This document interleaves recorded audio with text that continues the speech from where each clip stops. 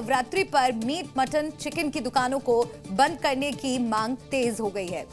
30 मार्च से चैत्र की नवरात्रि का आगाज हो रहा है। हिंदुओं के लिए नवरात्रि सबसे पवित्र त्योहार है, लिहाजा दिल्ली के कई विधायकों ने यह डिमांड की है कि इन 9 दिनों तक राजधानी में मीट की दुकानें बैन हो, यानी ना चिकन ना मटन, 9 दिन सिर्फ भजन। क्योंकि विधायकों का दावा है कि मीट की दुकानें खुलने से व्रती लोगों को दिक्कत होती है और आने जाने वाले रास्तों पर दुकानों की दुर्गंध पवित्रता को नष्ट करती है। यानी दिल्ली में अब भाईजान की दुकान पर स्ट्राइक की तैयारी है। मैं चाहूँगा कि इस बार नवरात्रों में सभी दुकानों पे बैन होना चाहिए। त्योहार के दौरान मीट की बिक्री ना हो। नवरात्रि आस्था का वो उत्सव जब हर सनातनी 9 देवियों की आराधना में लीन होता है। 30 मार्च से देवी की आराधना के 9 दिन शुरू होंगे। आस्था के इस पर्व में कोई विघ्न बाधा न आए, इसके लिए दिल्ली में खास मांग शुरू हो गई है। बीजेपी विधायकों ने मांग की है कि 9 दिन मीट की दुकानें बंद हो, जिनमें मांस, मछली, अंडा की बिक्री पर पूरी तरह रोक की मांग शामिल है। नवरात्रे होते हैं वो बड़े शुभ माने जाते हैं, तो उसमें मीट, मुर्गा ये लोग वैसे भी 80% लोग 85% बंद कर देते हैं, तो इसलिए और 50-60% दुकानें भी बंद हो जाती हैं। मैं चाहूँगा कि इस बार नवरात्रों में सभी दुकानों पे बैन होना चाहिए और जिससे कि हम पवित्रता से इसको मना सकें। इस मांग के पीछे सनातनियों का अपना तर्क है। व्रती जब बाजार या किसी काम से बाहर जाते हैं, रास्ते में खुली मीट की दुकानें दुर्गंध से उनकी पवित्रता दूषित होती है। यही वजह है कि मीट की दुकानों पर बैन की मांग हो रही है। मेरी विधानसभा में मेरी बहुसंख्यकों की धार्मिक आस्था का जो एक नवरात्र का त्यौहार है, उस त्यौहार के दौरान मीट की बिक्री ना हो, खुलेआम मीट की बिक्री ना हो। इससे आने जाने वाले व्रतधारियों को और धार्मिक अनुष्ठानों का पालन करने वालों को दिक्कत नहीं आएगी। उनकी धार्मिक भावनाओं में स्मेल भी आती है तो उनका कहीं कहीं पवित्रता टूटती है। ये पहली बार नहीं है जब दिल्ली में मीट दुकानों को बंद करने की मांग उठी है। पहले भी ऐसे आदेश आ चुके हैं। कई दूसरे राज्यों में भी मीट दुकानें नवरात्रि के दिनों में बंद रखने के आदेश दिए जाते हैं, लेकिन दिल्ली में इस पर फैसला एमसीडी के हाथ में है। देखना होगा मीट दुकानों पर बैन का फैसला होता है या नहीं। देश की सियासत में मुगलों के इतिहास की कब्र खोदी जा रही है, लेकिन समाजवादी पार्टी में मुगल आक्रांताओं को लेकर सॉफ्ट कॉर्नर पर सियासत और गर्मा गई। महाराष्ट्र एसपी अध्यक्ष अबू आजमी ने औरंगजेब की तारीफ की तो एसपी के राज्यसभा सांसद रामजीलाल सुमन 2 कदम आगे निकल गए और पहले मुगल शासक बाबर को लेकर ऐसा बयान दिया जिसने इस सियासी संग्राम में आग में घी डालने का काम कर दिया। और संसद में दिया गया रामजीलाल सुमन का बयान सियासी चिंगारी बन गया। सुमन ने मुगल इतिहास के पन्ने पलटते पलटते हिंदुओं को गद्दार राणा सांग की औलाद बता दिया। हालांकि बाद में जब बवाल बढ़ा तो रामजीलाल सुमन ने इस पर सफाई दी। मेरा मकसद सिर्फ ये था, बाबर को राणा सांगा लाया था। न मैं किसी जाति के खिलाफ हूँ, न किसी मजहब के खिलाफ हूँ, मेरे संस्कारों में नहीं। लेकिन समाजवादी पार्टी के मुखिया खुलकर अब से सलार के समर्थन में खड़े हो गए। बीजेपी ने विपक्ष के इतिहास की जानकारी पर ही सवाल उठा दिए। इस तरह से हमारे चाहे महाराणा प्रताप हो, राणा सांगा हो, इनके बारे में जो ये विपक्ष बार बार इस तरह की टिप्पणियां करता है बिना प्रॉपर रिसर्च के, जानकारी के, इतिहास की जानकारी के, ये बहुत ही गलत है। उन्होंने तो इतना कुछ किया, इतने युद्ध लड़े हैं मातृभूमि के लिए, और ऐसे व्यक्तित्व के बारे में इस तरह की ओछी टिप्पणी करना बहुत ही गलत है। कि इतिहास के पन्ने ना पलटें, क्योंकि इतिहास के पन्ने अगर पलटे जाएंगे तो लोग ये भी याद करेंगे कि छत्रपति शिवाजी महाराज जब उनका तिलक होना था तो किसी ने उनका तिलक नहीं किया और हाथ से तिलक नहीं किया गया। सुनने में आ रहा है कि पैर के बाएं अंगूठे से उनका तिलक किया गया था। लेकिन सियासत के जिस तरह से पन्ने पलटे जा रहे हैं, उससे इतिहास को लेकर सियासी बहस और तेज होती जा रही है। महाराष्ट्र में औरंगजेब की कब्र हटाने को लेकर हिंदुवादी संगठनों ने मोर्चा खोला हुआ है, जिसकी आंच अब देश के दूसरे हिस्सों तक भी पहुंच रही है। और संसद में दिया गया रामजीलाल सुमन का बयान सियासी चिंगारी बन गया। सुमन ने मुगल इतिहास के पन्ने पलटते पलटते हिंदुओं को गद्दार राणा सांग की औलाद बता दिया। हालांकि बाद में जब बवाल बढ़ा तो रामजीलाल सुमन ने इस पर सफाई दी। और जय श्री राम के नारे लगाते हुए हिंदू संगठनों ने रामजी लाल सुमन के खिलाफ नारेबाजी की। इतना ही नहीं, एसपी सांसद की जुबान बंद करने के लिए हिंदू संगठनों ने इनाम का भी ऐलान कर दिया। हिंदू महासभा के कार्यकर्ताओं ने हाथ में 1 लाख रुपए का नोट लहराते हुए ये इनाम घोषित किया। तो जो भी इसकी जीभ काट के लेके आएगा, मैं उसको 1 लाख रुपए इनाम देंगे। ये पैसे दिखा दो, जो भी हिंदू भाई लेके आएगा, मैं उसको 1 लाख रुपए इनाम देंगे। 24 घंटे के अंदर लेके आए, तुरंत पैसे लेके जाए। साथ ही अखिल भारतीय हिंदू महासभा ने रामजी लाल सुमन के खिलाफ पुलिस शिकायत भी दर्ज कराई और कहा कि मेवाड़ के सम्राट राणा सांगा को गद्दार कहने वाले सुमन को अपना डीएनए टेस्ट कराना चाहिए। वहीं विश्व हिंदू परिषद ने समाजवादी पार्टी को नमाजवादी पार्टी बता दिया। ऐसे वीर योद्धा, राजस्थान की पावन वीर परंपरा को कलंकित करने वाले ये नमाजवादियों की संतान इतने निकृष्टता पर उतराएंगे, देश को कल्पना नहीं थी। एसपी सांसद के गद्दार वाले बयान पर घमासान मच गया। हिंदू संगठनों ने रामजी लाल सुमन के खिलाफ मोर्चा खोल दिया और हिंदू महासभा ने आगरा में विरोध प्रदर्शन किया। और संभल में हिंसा में पुलिस की अब तक की सबसे बड़ी गिरफ्तारी है। जैसे ही जामा मस्जिद के सदर जफर अली को गिरफ्तार किया गया तो पूरे इलाके में भीड़ इकट्ठा हो गई। इस दौरान उनके समर्थकों ने पुलिस प्रशासन के खिलाफ जमकर नारेबाजी की। जब पुलिस जफर अली को गिरफ्तार कर ले जा रही थी, गाड़ी में बैठने से पहले सदर जफर अली ने हाथ मिलाकर लोगों का अभिवादन भी किया।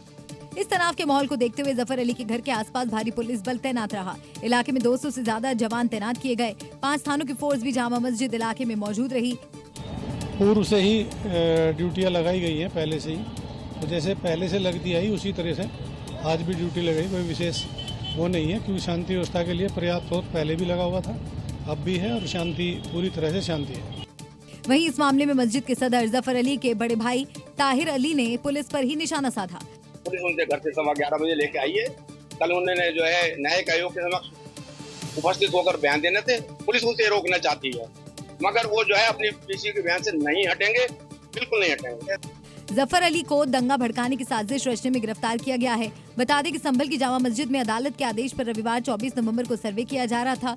इसका विरोध कर रहे प्रदर्शनकारी पुलिस से भिड़ गए थे। इस दौरान 4 लोगों की मौत हो गई थी। उत्तराखंड के सीएम धामी 3 साल का कार्यकाल पूरा होने पर अलग अलग कार्यक्रम में भाग ले रहे हैं। मुख्यमंत्री पुष्कर सिंह धामी ने सरकार के 3 साल पूरा होने के अवसर पर आयोजित फिट इंडिया रन को हरी झंडी दिखाई और पुशअप भी लगाए। Fit India, fit Uttarakhand caption के साथ सीएम धामी ने एक वीडियो शेयर किया है, जिसमें वो खिलाड़ियों के बीच पहुंचकर पुशअप्स लगाते नजर आ रहे हैं। पुशअप पोजीशन, और आप पुशअप करना स्टार्ट करेंगे। स्टार्ट। इस दौरान सीएम धामी ने खिलाड़ियों का उत्साहवर्धन किया और उन्हें फिट रहने के लिए प्रेरित किया।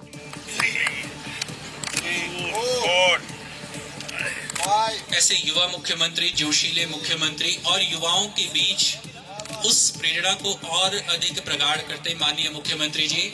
मुख्यमंत्री पुष्कर सिंह धामी ने खिलाड़ियों के साथ कई पुशअप्स लगाए। इस दौरान उनका जोश जबरदस्त था। महाराणा प्रताप स्पोर्ट्स कॉलेज के एथलेटिक्स ग्राउंड में आयोजित कार्यक्रम में पहुंचे युवाओं से सीएम ने मुलाकात भी की और नशे से दूर रहने और फिट रहने का आह्वान किया।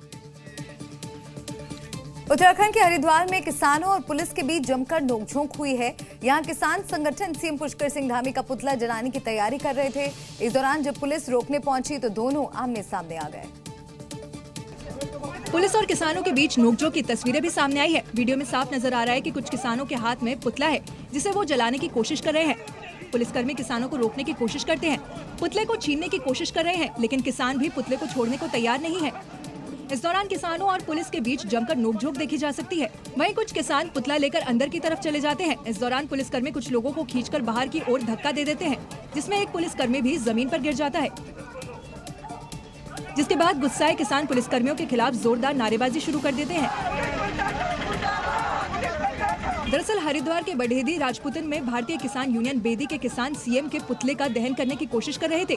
जब पुलिस ने रोकने की कोशिश की तो धक्का मुक्की शुरू हो गई। किसानों ने सरकार पर तानाशाही के आरोप लगाए। इतना ही नहीं, सीएम आवास और एसएसपी कार्यालय घेराव की भी चेतावनी दी। दिल्ली हाईकोर्ट की जस्टिस यशवंत वर्मा के घर से मिले कैश की तस्वीरें सार्वजनिक हो गई हैं। दिल्ली हाईकोर्ट के चीफ जस्टिस डीके उपाध्याय ने इंटरनल इंक्वायरी के बाद सुप्रीम कोर्ट को 21 मार्च को रिपोर्ट सौंपी थी और अगले ही दिन 22 मार्च की देर रात सुप्रीम कोर्ट ने रिपोर्ट सार्वजनिक कर दी। सुप्रीम कोर्ट ने अपनी वेबसाइट पर जस्टिस यशवंत वर्मा के आवास पर मिले नकदी की रिपोर्ट जारी की।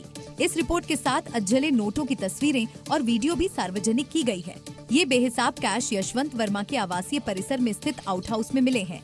दिल्ली हाई कोर्ट के जज जस्टिस यशवंत वर्मा घर से मिले अधजले कैश को लेकर सुर्खियों में आ गए हैं। सुप्रीम कोर्ट ने दिल्ली हाई कोर्ट के मुख्य न्यायाधीश DK उपाध्याय की जांच रिपोर्ट और जस्टिस यशवंत वर्मा का जवाब सार्वजनिक कर दिया है।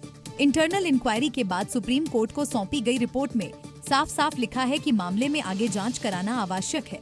इसके बाद ही सुप्रीम कोर्ट ने कैश एट होम मामले में जांच के लिए 3 सदस्यीय समिति गठित की है। सबसे बड़ा सवाल ये उठता है कि जब यशवंत वर्मा के घर के पास में हम लोग जाते हैं और यशवंत वर्मा के घर के पास में इस तरीके से जले हुए नोट यहाँ पर मिलते हैं, 500 के नोट आपको मैं कहूँगा कैमरामैन से कि दिखाने के लिए कि इस तरीके के नोट चारों तरफ पड़े हुए दिखाई दे रहे हैं और ये नोट जले हुए इस बात का गवाही देती है कि जब आग लगी थी तो आग लगने के बाद इस तरीके से ही ये नोट यहाँ पे जला है और उसके बाद ये बाहर आकर के गिरा है। हालांकि जस्टिस यशवंत वर्मा की तरफ से इसको लेकर सफाई दी जा रही है। जस्टिस वर्मा ने आरोपों का खंडन किया और आरोपों से इनकार करते हुए कहा है कि उन्हें फंसाने की कोशिश की जा रही है। बिहार में मौसम तेजी से बदल रहा है। गर्मियों की दस्तक के साथ सियासी पारा भी हाई हो चुका है और हर दल अपने अपने दांव चल रहा है। लेकिन इस बार बिहार में पोस्टर वॉर के जरिए एक नए तरह की जंग लड़ी जा रही है। फिर चाहे जेडीयू या बीजेपी का पोस्टर वॉर हो या फिर आरजेडी का पलटवार, अब पटना की सड़कों पर नायक नहीं खलनायक हूं मैं के बाद कुर्सी कुर्सी जय हो वाले पोस्टर लगे हैं। इन पोस्टर्स के जरिए आरजेडी ने नीतीश कुमार को कुर्सी कुमार बताने की कोशिश की है। लेकिन कहानी ये पोस्टर नहीं बल्कि पोस्टर वॉर का दिल्ली पैटर्न है। चलिए पूरी कहानी समझते हैं। पटना की सड़कों पर पोस्टर वॉर की शुरुआत जनवरी में ही हो चुकी थी। कभी चारा घोटाले का जिन पोस्टरों के जरिए जागा तो कभी पीएम मोदी पर वादा तेरा वादा वाले पोस्टरों से तंज किया गया। फिर तारीख बदली और पटना की सड़कों पर नायक खलनायक के पोस्टर लगे और अब ये तस्वीर आप देख रहे हैं जिसका सेंटर नीतीश कुमार है और पर्दे के पीछे आरजेडी। और यही वजह है कि बिहार चुनाव में दिल्ली पैटर्न की झलक दिखाई पड़ रही है। कैसे वो समझाते हैं। दिल्ली में भी पोस्टर के जरिए आम आदमी पार्टी ने विरोधियों पर तंज कसे। पटना में भी पोस्टर वॉर के जरिए हमले हो रहे हैं। दिल्ली चुनाव में आम आदमी पार्टी ने कैंपेन में कई तंज भरे सॉन्ग बनाए। तेजस्वी को हीरो और नीतीश को विलन बताते हुए आरजेडी भी सॉन्ग लॉन्च कर चुकी है। दिल्ली चुनाव में लड़ाई केजरीवाल वर्सेस मोदी थी तो बिहार में तेजस्वी लड़ाई को बिहारी वर्सेस गुजराती बना चुके हैं। यानी कई पैटर्न दिल्ली से हूबहू मेल खाते हैं जिनमें से एक पोस्टर वॉर भी है। अब ये सवाल है कि क्या दिल्ली पैटर्न पर चुनाव लड़कर तेजस्वी की नैया पार होगी या नतीजे दिल्ली जैसे ही होंगे। बिहार में पोस्टर वॉर के साथ वीडियो वॉर भी चल रहा है। आरजेडी तो पहले ही कई वीडियो जारी कर चुकी है। अब नीतीश की जेडीयू ने अपने वीडियो से आरजेडी में तहलका मचा दिया है। ये जेडीयू की नजर से लालू और लाडलो की फिल्म है। इसमें लालू के पुराने दिन है, राबड़ी के वो तेवर और तेजस्वी का गुस्सा सब मिलेगा, बस देखते रहिए। जेडीयू ने वीडियो जारी कर ये दिखाने की कोशिश की है कि लालू से लेकर तेजू भैया तक सब ने कैसे कैसे कांड किए हैं। सबसे पहले तेजस्वी का वीडियो देखिए जो किसी रैली स्थल का है जहां अपने फैन पर तेजस्वी ऐसे गुस्सा होते हैं कि हाथ पकड़कर खींचते हुए बाहर फेंक देते हैं। इसी तरह तेजू भैया की कपड़ा फाड़ होली भी दिखाई गई है। वैसे तो बिहार में होली का ये स्टाइल हर गली मोहल्ले में आम है, लेकिन ये कारनामा करने वाले तेजू भैया खास हैं, लिहाजा जेडीयू ने इस सीन को भी अपने फिल्म में जगह दी है। दरअसल आरजेडी लगातार पोस्टर वॉर के जरिए नीतीश पर हमला कर रही है, जिसके जवाब में जेडीयू ने आरजेडी के खिलाफ ये वीडियो वॉर छेड़ दिया है। चुनावी साल में बिहार में अपराधियों के हौसले बुलंद हैं। पटना में शनिवार शाम बेखौफ बदमाशों ने एक बड़ी वारदात को अंजाम दिया और एक हॉस्पिटल के डायरेक्टर को गोलियों से भून डाला। पटना में एशिया हॉस्पिटल की डायरेक्टर सुरभिराज को उस वक्त गोली मारी गई जब वो अपने केबिन में थी। अस्पताल के केबिन में संचालिका का शव खून से लथपथ मिला। घटनास्थल से 5 खोखा बरामद हुए हैं। जानकारी के मुताबिक शनिवार शाम करीब 6 बजे कुछ अपराधी एशिया हॉस्पिटल में घुस आए और सीधा डायरेक्टर सुरभिराज के चेंबर में पहुंच गए। इसके बाद बदमाशों ने सुरभिराज पर ताबड़तोड़ 6 से 7 गोलियां चलाईं और फरार हो गए। हॉस्पिटल स्टाफ घायल सुरभि को इलाज के लिए पटना एम्स लेकर पहुंचा, लेकिन तब तक उनकी मौत हो चुकी थी। हॉस्पिटल में घुसकर डायरेक्टर को गोली मारने की घटना से इलाके में सनसनी फैल गई और सियासी तूफान उठा है। नीतीश सरकार विपक्ष के निशाने पर है, जबकि सत्ता पक्ष कार्रवाई की मांग कर रहा है। कल के दिनों में जिस तरीके से टारगेट किलिंग भी बढ़ी है, जिस तरीके से अनुसूचित जाति से आने वाले लोगों के लिए, खास तौर पर पासवान समाज के लोगों की भी इस दौरान चुन चुनकर हत्याएं की गई हैं, ये यकीनन सरकार के लिए चिंता का विषय है। मुख्यमंत्री जी से भी ये आग्रह हम लोगों ने पुनः किया है कि इस बात को नियंत्रित करने की जरूरत है।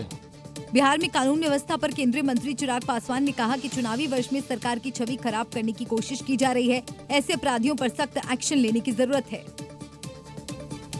यूपी की तर्ज पर बिहार में भी अपराधियों का हिसाब होना शुरू हो गया है और अब अपराधियों पर बुलडोजर गरज रहा है। मामला मुजफ्फरपुर से है, जहां पुलिस ने इस जोरदार कार्रवाई को अंजाम दिया। ये तस्वीरें उसी का गवाह हैं। देखिए कैसे पुलिस ने बुलडोजर चलवाकर अपराधियों की संपत्ति को जमींदोज किया, जिसे अपराधियों ने जराइम की दुनिया से कमाई कर खड़ किया था। बुलडोजर ने अपराधियों को संपत्तियों को देखते देखते नेस्तनाबूद कर दिया। मौके पर स्थिति नहीं बिगड़े, इसके लिए कई थानों की फोर्स मौजूद रही। देखिए कैसे ये बुलडोजर मकान पर गरज रहा है और अपने वार से उसे पल भर में ध्वस्त कर दिया। बताया जा रहा है कि आपराधिक घटनाओं में शामिल आरोपी फरार चल रहे थे, जिनके खिलाफ कोर्ट ने कुर्की का नोटिस जारी किया था, जिसके बाद पुलिस इन अपराधियों के घर पहुंची और अपराध से कमाई प्रॉपर्टी को जब्त किया और जो बचा उसे बुलडोजर ने जमींदोज कर दिया। वहीं पुलिस कार्रवाई देखकर एक अपराधी ने मौके पर ही सरेंडर कर दिया।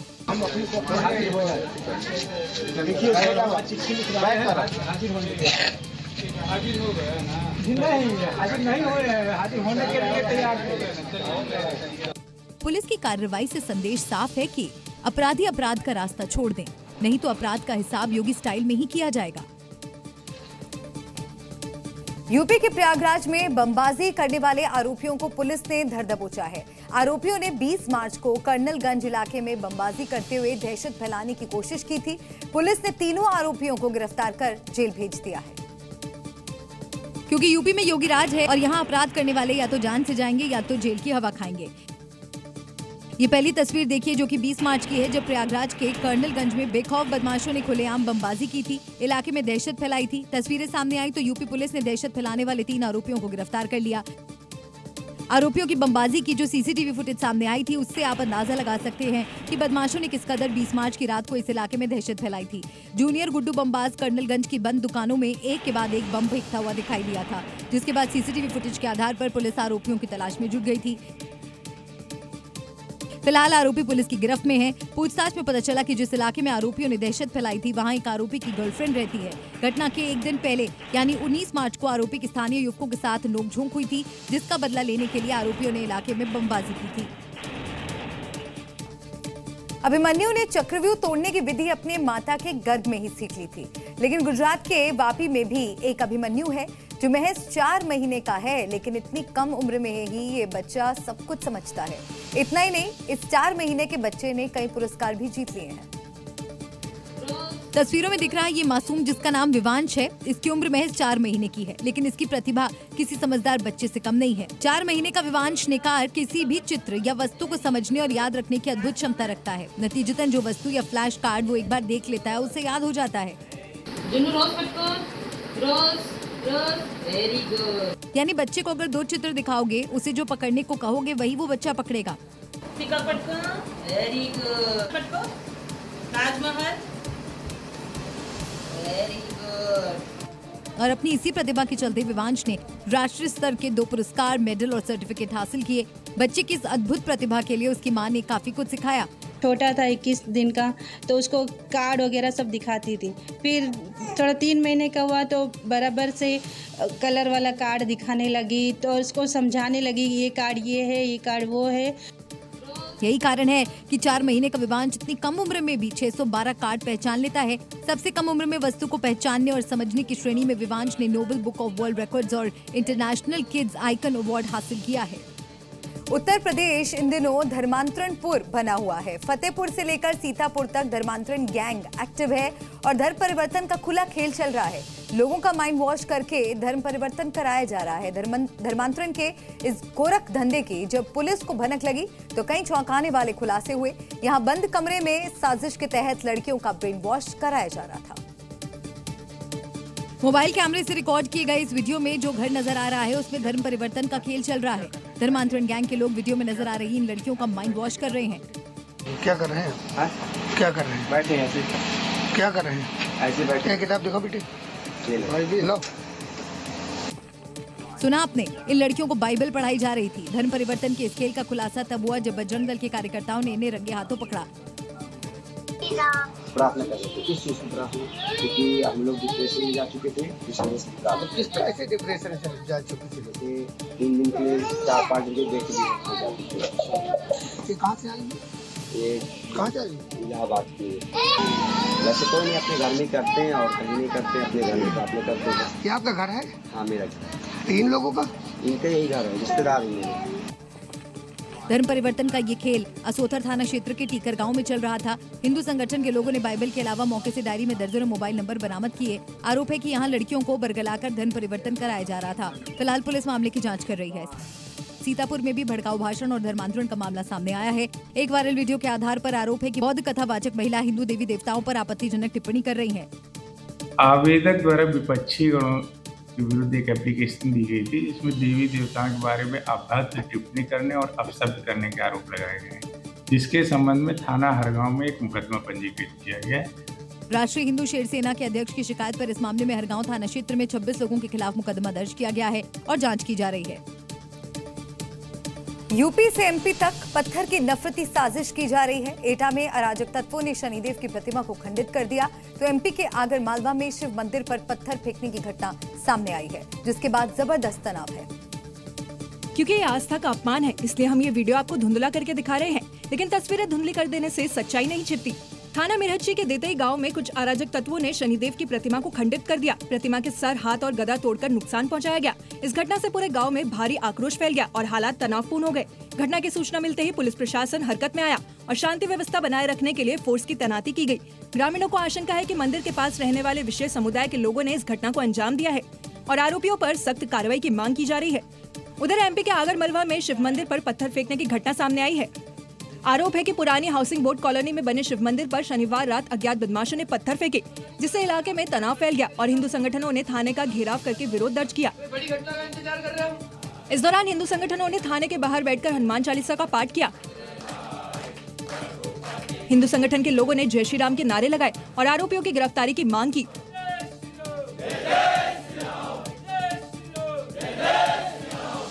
आरोप है कि 3 दिनों से मंदिर पर पत्थरबाजी की घटना हो रही है। फिलहाल पुलिस ने मामला दर्ज कर लिया है और जांच कर रही है। मध्य प्रदेश की राजधानी भोपाल में लैंड जिहाद का खेल चल रहा है। दावा किया जा रहा है कि हथाई खेड़ा इलाके में सरकारी जमीन पर अवैध तरीके से चोरी छिपे एक मस्जिद का निर्माण किया जा रहा है। ये अवैध मस्जिद आनंदपुरा में सरकारी जमीन पर बनाई जा रही है। 3 मंजिला मस्जिद का निर्माण कई महीनों से रातों रात किया जा रहा था। जब विश्व हिंदू परिषद बजरंग दल के कार्यकर्ताओं को इसकी भनक लगी तो हंगामा मच गया। राजधानी भोपाल के हथाई खेड़े में एक सड़क किनारे मस्जिद बनाई गई है। विश्व हिंदू परिषद ने शिकायत की है कि ये मस्जिद रातों रात कुछ माह में बनाई गई है, सरकारी जमीन पर है और खसरा क्रमांक है 108। ये तस्वीर आप देख लीजिए। ये सड़क किनारे आपको 3 मंजिला ये नवनिर्मित मस्जिद नजर आ रही है और 2 टूक विश्व हिंदू परिषद कह रहा है कि सरकारी जमीन पर है और यदि अवैध निर्माण नहीं तोड़ा गया तो वो तोड़ देंगे। हिंदू संगठनों का दावा है कि बिना अनुमति के सरकारी जमीन पर बहुमंजिला मस्जिद बनाई गई। विश्व हिंदू परिषद और बजरंग दल भड़का हुआ है और चेतावनी दी गई है कि अवैध निर्माण ध्वस्त नहीं हुआ तो तोड़ दिया जाएगा। हालांकि शिकायत के बाद प्रशासन की नींद खुली तो जांच की गई। जांच से जहां मस्जिद बनाई गई है वो जमीन सरकारी निकली। फिलहाल लैंड जिहाद को लेकर माहौल गर्म है। हिंदू संगठनों ने 2 टूक कहा कि सरकारी जमीनों पर कब्जा करने नहीं देंगे और लैंड जिहाद का खेल चलने नहीं देंगे। मुस्कान से क्रूरता की गवाही अब सौरभ की पोस्टमार्टम रिपोर्ट भी दे रही है। जी न्यूज के पास मौजूद पोस्टमार्टम रिपोर्ट में वो खौफनाक सच कैद है जिसे जानकर आप दहल जाएंगे। पोस्टमार्टम के मुताबिक साहिल मुस्कान ने चाकू से पहला वार उसके दिल पर किया, उस दिल पर जो मुस्कान के लिए धड़कता था। फिर सौरभ की गर्दन धड़ से अलग कर दी गई थी। दोनों हाथ कलाइयों से कटे हुए थे और शरीर का बाकी हिस्सा भी अलग पड़ा था। सारे दांत हिल रहे थे, यानी कत्ल के कई सुराग मिले हैं। लाश को जलाने की कोशिश भी की और जब कामयाबी नहीं मिली तो लाश को छोटा करने के लिए पैर मोड़ दिए गए, वो भी इतनी क्रूरता से कि पोस्टमार्टम कर रहे डॉक्टर भी सीधा नहीं कर पाए। यानी सौरभ के साथ ऐसी क्रूरता हुई कि डॉक्टर्स का कलेजा भी कांप उठा। मर्चेंट नेवी के कर्मचारी सौरभ की इस पोस्टमार्टम रिपोर्ट को देखिए, जिसमें सनकी साहिल और खूनी हसीना की क्रूरता की गवाही है। पोस्टमार्टम रिपोर्ट से पता चला है कि सौरभ की हत्या 2 हफ्ते पहले ही की जा चुकी थी। उसकी लाश को भी जलाने का प्रयास किया गया था। पोस्टमार्टम के मुताबिक सौरभ की लाश की त्वचा लटकी हुई थी और सारे दांत हिल रहे थे। गर्दन धड़ से अलग कर दी गई थी। दोनों हाथ कलाइयों से कटे हुए थे और शरीर का बाकी हिस्सा भी अलग पड़ा था। सबसे ज्यादा चौंकाने वाली बात ये थी कि दिल पर चाकू के इतने गहरे वार किए गए थे कि वे अंदर तक चले गए थे। इससे साफ था कि वार बहुत ताकत से किए गए थे, यानी कत्ल का ये तरीका बेहद क्रूर दिमाग या फिर नशे की हालत में अंजाम दिए जाने का इशारा है। रहे हैं कि प्राथमिक जो जांच हुई है अब तक उसमें ये लगभग साफ हो गया है कि दोनों आरोपियों ने नशे का सेवन कर इस मर्डर को अंजाम दिया था और उसके बाद भी दोनों आरोपी नशे में डूबे रहे। शुरुआती जांच में ये भी सामने आया है कि मुस्कान और सौरभ गांजा और शराब का सेवन करते थे, जिसकी वजह से उनको ये लत लग गई थी। यानी कातिल हसीना और उनकी साहिल की नशे की आदत और पोस्टमार्टम रिपोर्ट मेल खाती है कि जिस तरह से बेहद क्रूरता के साथ कत्ल को अंजाम दिया गया वो बिना नशे की हालत में संभव नहीं। या तो कोई पेशेवर कातिल ही इतनी क्रूरता कर सकता है। मुस्कान शैतान साहिल से मुलाकात के लिए तड़प रही है। खूनी प्रेम कहानी के बीच अब कानून की दीवार खड़ी हो गई है। दोनों एक ही जेल में हैं, लेकिन बैरक अलग। मगर मुस्कान लगातार जिद कर रही है कि उसे साहिल से मिलना है। एक इश्क सौरभ से था, नफरत हुई तो लाश भी पहचानने लायक न छोड़ी। एक इश्क साहिल से है, जिसके लिए जेल में भी मुस्कान तड़प रही है। मुलाकात की हट और साथ रहने की जिद। जेल में भी साहिल और मुस्कान का जबरदस्त ड्रामा जारी है। साहिल और मुस्कान दोनों एक दूसरे से मिलने की जिद करते हैं। 18 मार्च को जब उनकी ब्रह्मपुरी थाने में गिरफ्तारी हुई थी, उस दौरान भी दोनों ने एक दूसरे को साथ रखने के लिए कहा था। तब भी पुलिस ने साफ तौर पर उन्हें डांट कर चुप करा दिया था, जबकि सूत्र ये दावा कर रहे हैं कि अभी भी उन्हें जेल में पुलिस मिलने नहीं देती है। जेल सूत्रों के मुताबिक साहिल की याद में मुस्कान गुमसुम अपने बैरक में बैठी रहती है, जबकि साहिल धीरे धीरे सामान्य हो रहा है। लेकिन मुस्कान लगातार मुलाकात की जिद कर रही है। हालांकि वो खुद महिला बैरक में है, जबकि साहिल पुरुष बैरक में है। प्रारंभ में दिक्कत हुई थी, उन्होंने जैसे कि एक साथ बंद होने के लिए कहा या पास बंद होने के लिए कहा, जो कि जेल में संभव नहीं है। जेल में जो महिला बैरक होती है उसका पुरुष बैरक से कोई संबंध नहीं होता है। यानी दोनों की खूनी लव स्टोरी के बीच में अब जेल की दीवार खड़ी है। एक ही जेल में दोनों एक दूसरे से मिलने के लिए तड़प रहे हैं, जबकि दूसरी तरफ जेल के अफसर लगातार दोनों पर नजर रखे हुए हैं ताकि दूसरे कैदियों से उन्हें कोई नुकसान न पहुंचे। सौरभ की हत्या से पहले सौरभ का एक एक्सक्लूसिव वीडियो जी न्यूज के पास आया है। इस वीडियो में सौरभ अपनी बेटी और अपने दोस्त के साथ शॉपिंग करने गया था। सौरभ ने अपनी बेटी पीहू को उसके जन्मदिन पर ड्रेस दिलाई थी। सौरभ की आखिरी शॉपिंग का वीडियो वहां एक सीसीटीवी में कैद हो गया। ये सौरभ की लास्ट शॉपिंग थी। इसके बाद मुस्कान और साहिल ने सौरभ की बेरहमी से हत्या कर दी। एक्टर सुशांत सिंह राजपूत केस में सीबीआई ने अपनी क्लोजर रिपोर्ट दाखिल कर दी है। सीबीआई की रिपोर्ट के मुताबिक सुशांत सिंह राजपूत ने सुसाइड किया था। लेकिन अब सवाल उठ रहा है कि क्या Sushant suicide case Aarushi Hemraj murder की तरह मिस्ट्री तो नहीं बन चुका है? क्योंकि एक्टर सुशांत सिंह राजपूत की मौत का मामला कुछ हद तक आरुषि हेमराज की तरह ही है। दोनों मामलों में कई समानताएं भी हैं। आरुषि और सुशांत केस में जितने ट्विस्ट और टर्न सामने आए, अब से पहले शायद ही किसी की मौत के केस में आए होंगे।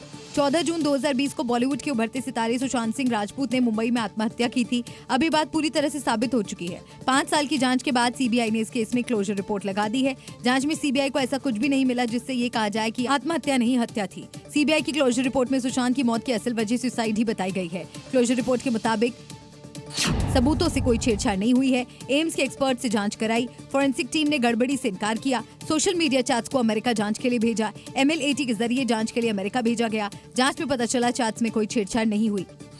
सीबीआई की क्लोजर रिपोर्ट पेश होने के बाद रिया ने सोशल मीडिया पर पोस्ट कर लिखा कि वो सीबीआई की रिपोर्ट से संतुष्ट है। नोएडा में हुए आरुषि हेमराज हत्याकांड का राज कई सालों बाद भी नहीं खुल पाया। सुशांत की मौत की जांच में भी कुछ ऐसा ही हुआ। मामले की पड़ताल के बाद भी ये पता नहीं चल सका कि मौत कैसे हुई। और फिर जांच की करीब 5 साल बाद सीबीआई ने अपनी क्लोजर रिपोर्ट दे दी। सबसे बड़ा सवाल, क्या सुशांत केस भी आरुषि हत्याकांड की जांच जैसा न हो जाए? मध्य प्रदेश की विदिशा में ट्रैक्टर टोचन प्रतियोगिता का आयोजन हुआ। लोगों की भारी भीड़ इसे देखने के लिए पहुंची। इस प्रतियोगिता में इन बाहुबली ट्रैक्टर्स की भिड़ंत देखने लायक रही। ये ट्रैक्टर टोचन प्रतियोगिता है, जहां 2 ट्रैक्टरों को पीछे से लोहे के रॉड से जोड़ा गया है और अब दोनों चालक अपने ट्रैक्टर को आगे खींचने की कोशिश कर रहे हैं। जो ट्रैक्टर फिनिश लाइन तक पहुंचा वो जीता। ये देखने लोगों का हुजूम पहुंचा, जहां हर कोई ट्रैक्टर की जबरदस्त भिड़ंत देखने के लिए बेताब दिखा। प्रतियोगिता में ट्रैक्टर आमने सामने जोर लगा रहे हैं और धुएं के गुबार उड़ रहे हैं और लोग तालियां बजाकर उनका जोश बढ़ा रहे हैं। ये मुकाबला विदिशा से करीब 7 किलोमीटर दूर एक गाँव में हुआ, जहां ट्रैक्टर्स ने अपना दमखम दिखाया, जिससे वहां रोमांच का अलग ही माहौल बन गया। लेकिन बढ़ती भीड़ नियंत्रित करना आसान नहीं था। पुलिस लगातार लोगों को समझाने में जुटी रही। हालांकि भीड़ को संभालना पुलिस के लिए किसी चुनौती से कम नहीं था, लेकिन कड़ी मशक्कत के बाद स्थिति को संभाल लिया गया। आपने स्त्री मूवी तो देखी ही होगी, जिसमें रात के अंधेरे में एक स्त्री के डर से सन्नाटा पसर जाता है और उसे भगाने के लिए लोग घरों के बाहर ओ स्त्री कल आना तक लिखते हैं। खैर, ये तो फिल्मी कहानी ठहरी। मध्य प्रदेश की रियल स्टोरी तो इससे भी डराने वाली है। अगले 4 रात वो शिकार पे आने वाली है। कौन? स्त्री।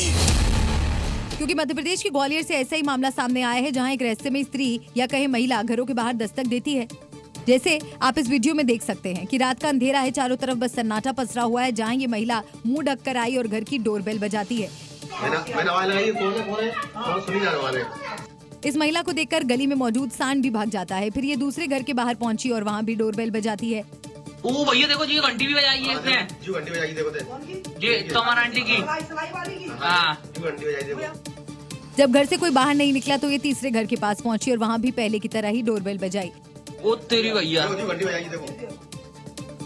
इस रहस्यमयी महिला का खौफ इलाके में इस कदर बढ़ गया है कि दावा किया जा रहा है रात 10 बजे के बाद लोग अपने घरों में कैद हो जाते हैं। ये रहस्यमयी महिला कौन है, ये तो साफ नहीं हो पाया है। फिलहाल पुलिस मामले की जांच कर रही है और जल्द ही इस रहस्य से पर्दा उठाने का दावा कर रही है। तो इस संबंध में थाना प्रभारी ग्वालियर को निर्देशित किया गया कि इस संबंध में रात्रि में गश्त कर चेकिंग बढ़ा, पता करें कि महिला कौन है जो घंटी बजा रही है। कर्नाटक के बेंगलुरु में दर्दनाक हादसा हुआ, जहां मेले में अचानक विशालकाय रथ गिरने से अफरा तफरी मच गई। श्रद्धालु जान बचाने के लिए इधर उधर भागे, लेकिन रथ उनके ऊपर गिर गया। जिसका वीडियो अब सोशल मीडिया पर वायरल हो रहा है। इसमें दिखाई दे रहा है कि कैसे 150 फीट ऊंचा रथ अचानक गिर रहा है। मेले में मौजूद श्रद्धालु जान बचाकर भी भागे, लेकिन कई इसकी चपेट में भी आ गए और घायल हो गए। गनीमत की बात ये रही कि जिस तरफ रथ गिरा वहाँ श्रद्धालुओं की भीड़ इतनी ज्यादा नहीं थी। मेले में करीब 150 फीट ऊंचा रथ मंदिर के सामने था। तभी अचानक से मौसम बदला और तेज आंधी आई, जिसके चलते रथ का बैलेंस बिगड़ गया और वो बुरी तरह से हिलने लगा और फिर ये हादसा हुआ। बताया जा रहा है कि अनेकला के पास में मुदर्रमा देवी मेले में देवी प्रतिमा रथ से लाई जा रही थी, जहाँ यह हादसा हुआ।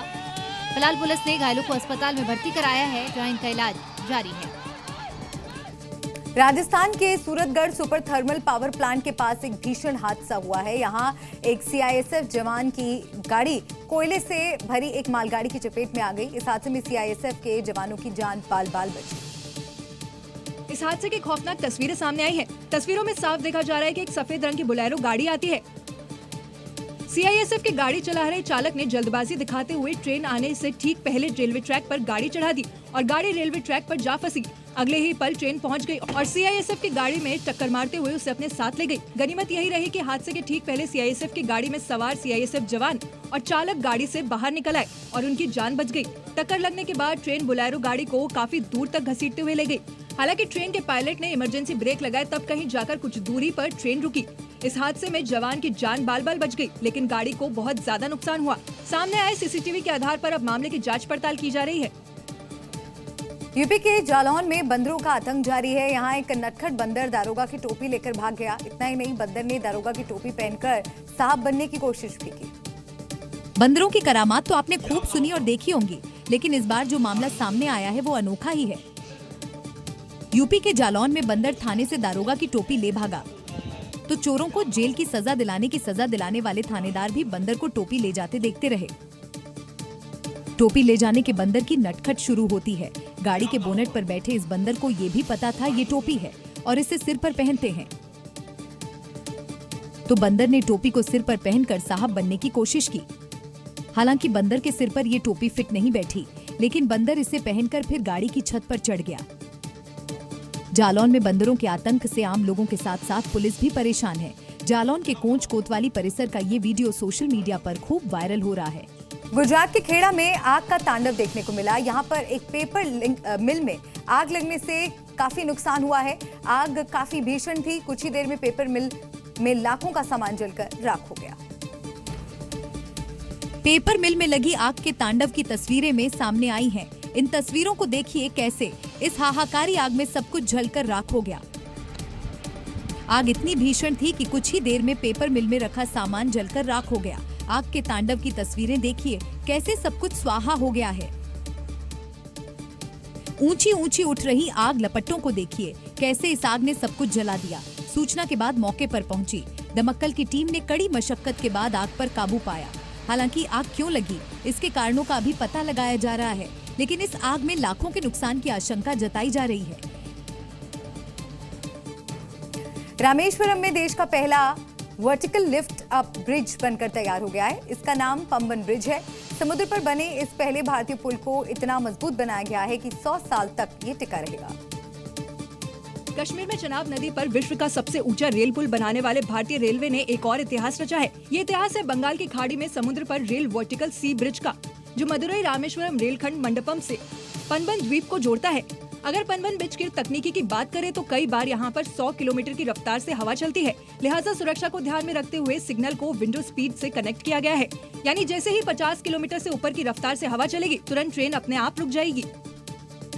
इस ब्रिज की लंबाई करीब 2.2 किलोमीटर है। इसका 72 मीटर का हिस्सा जहाजों के गुजरने के लिए उठा हुआ है। पुल की ऊंचाई समुद्र तल से 22 मीटर है, यानी रेल ट्रैक के नीचे से बड़े बड़े जहाज बिना किसी बाधा के आसानी से गुजर सकेंगे।